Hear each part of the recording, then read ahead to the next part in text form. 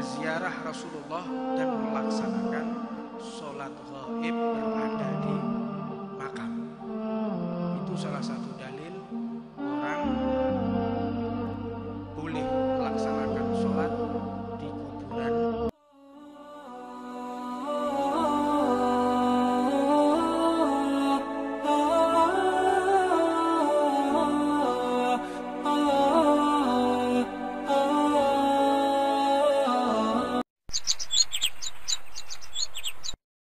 Bismillahirrahmanirrahim.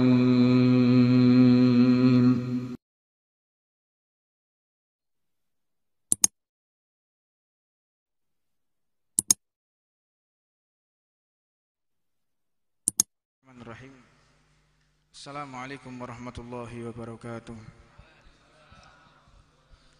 Alhamdulillahirabbil alamin wa bihi nasta'inu ala umuri dunya wa din wa sallallahu wa sallama ala sayyidina wa maulana Muhammadin wa ala alihi wa sahbihi wa man tabi'ahu bi ihsanin ila yaumiddin wa ana ma'ahum bi rahmatika ya arhamar rahimin. Subhanaka la ilma lana illa ma 'allamtana innaka antal alimul hakim. Rabbi shrah li sadri wa yassir li amri wahlul 'uqdatam min lisani yafqahu qawli. Alhamdulillah, kita bersyukur kepada Allah atas kenikmatan yang telah Allah berikan berupa ilmu baginda Rasulullah sallallahu alaihi wasallam. Ilmu ini adalah permata yang paling dimuliakan oleh Allah. Maka tidak diizinkan seseorang menimba ilmu kecuali memang diizinkan oleh Allah wafat dalam keadaan husnul khatimah. Diceritakan dalam satu tarikh tentang riwayat baginda Nabi besar Muhammad, yang mana riwayat tersebut menunjukkan betapa perhatian Rasulullah dengan para sahabatnya. Suatu ketika Nabi Muhammad ini mendapati satu sahabat yang sudah beberapa hari dan sampai beberapa minggu tidak kunjung hadir dalam majelis ta'lim. Maka baginda Nabi menanyakan kepada para sahabat, "Aina fulan bin fulan?" Mana itu fulan bin fulan yang mohon maaf kaki dan tangannya tidak sempurna.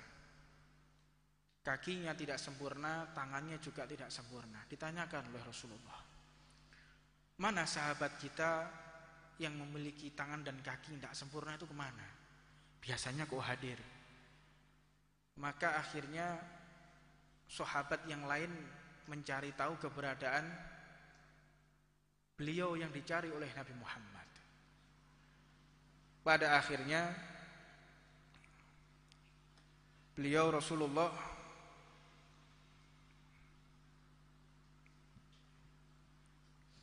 mendapatkan kabar bahwa sahabat ini wafat, telah meninggal.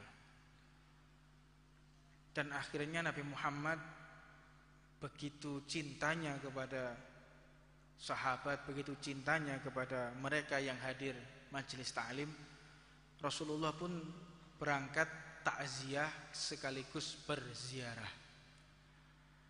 Berziarah Rasulullah dan melaksanakan sholat ghaib berada di makam. Itu salah satu dalil orang boleh melaksanakan sholat di kuburan. Kapan? Untuk sholat ghaib. Jadi ada beberapa orang yang memang mereka ini usil atau memang hatinya berpenyakitan, wallahu a'lam. Di situ ada gambarnya Habib Umar. Di sampingnya ada Habib Athos dan para habaib. Beliau lagi sholat di hadapan makamnya Habib Muntir al-Musawa.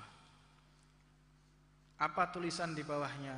Inilah penyembah kubur yang sholat kiblatnya berada di kuburan.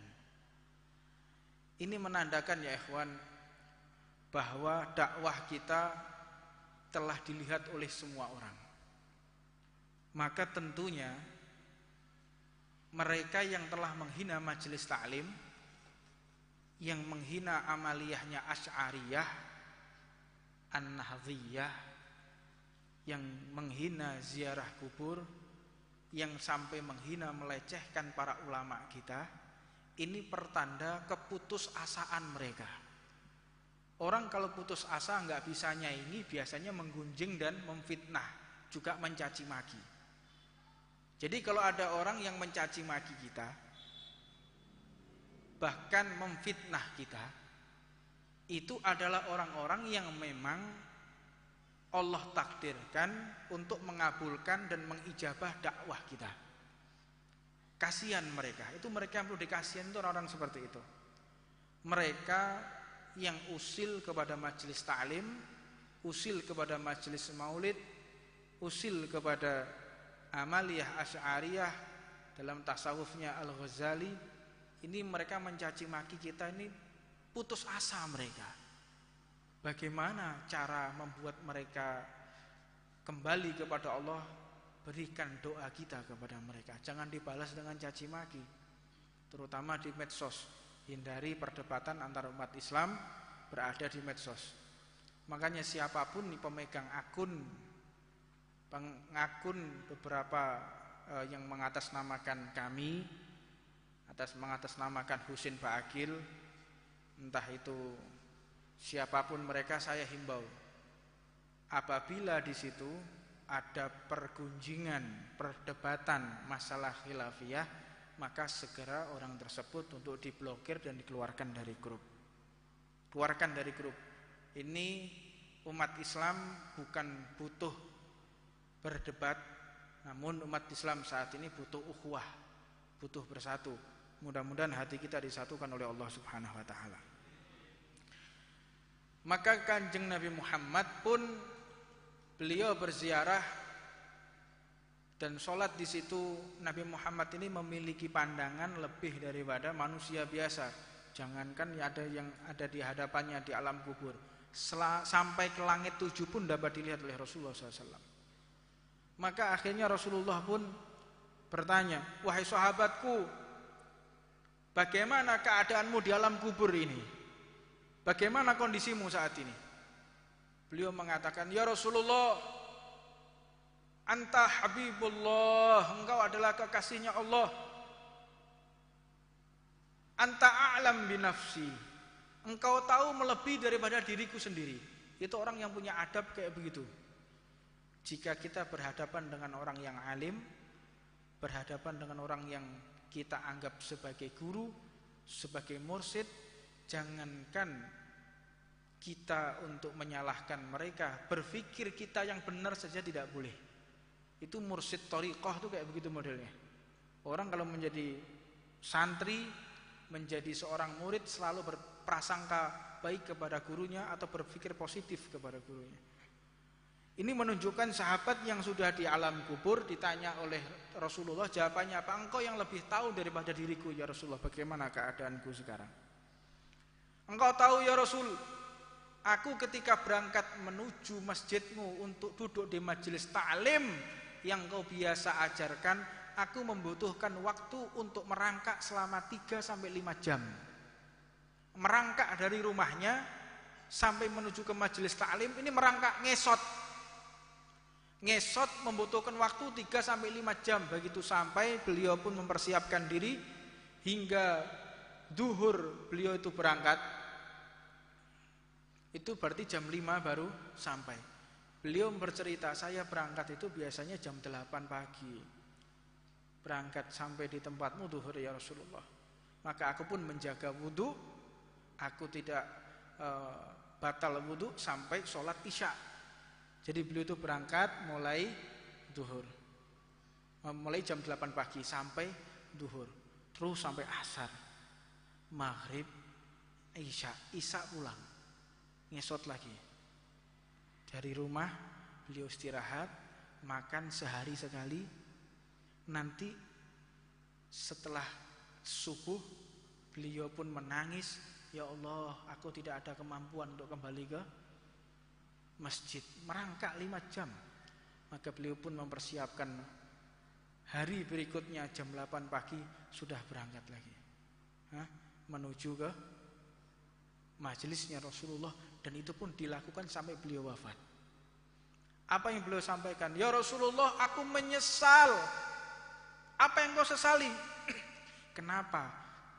Aku cuman merangkak kok cuman 5 jam.